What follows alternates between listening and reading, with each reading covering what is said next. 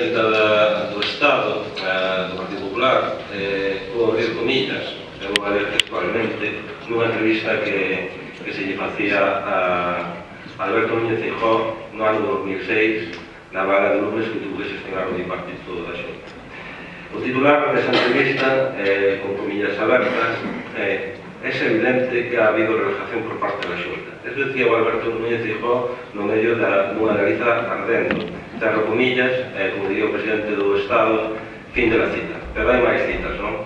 Decía tamén o presidente da Xunta, o candidato á presidencia da Xunta naquele momento, o presidente actual, que, abro comillas outra vez, debería haber un dispositivo único con un mandato unificado no que se coordinen todos os medios autonómicos, estatais, locais e un verdadeiro gabinete de crisis permanente. Pois ben, eu quero recordar que a portavoz do grupo que eu represento nesta Cámara, Ana Pontón, o 10 de xuño, mandou por carta ao presidente da Xunta unha oferta de diálogo e de que se convocara a todas as forzas políticas con representación no Parlamento de Galiza para mirar como se tiña que gestionar o verán que tiñamos por diante a nivel de incendios forestais xa, incluso intentando antepoñerse ao que desgraciadamente finalmente se dou.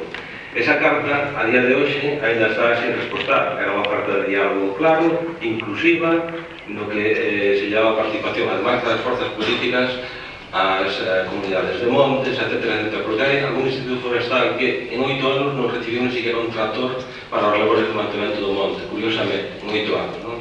Pero decía que iba a facer un pouco de memoria. Eu podía ler esta entrevista ou moitas outras, pero gustaríame refrescar algunhas das imaxes e algunhas das intervencións que tuvo o Partido Popular no ano 2006.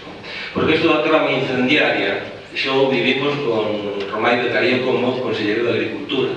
Xa nos anos 90, cando ardía o monte de Galiza por todas as partes, o conselleiro de Agricultura decía que había tramas incendiarias. Curiosamente, as investigacións policiales nunca chegaron máis alá de encontrar, como neste caso, algún señor que estaba asando os chourizos a escapouche do lume ou algunha señora que tuvo negligencia a hora de controlar a queima de rastrollo.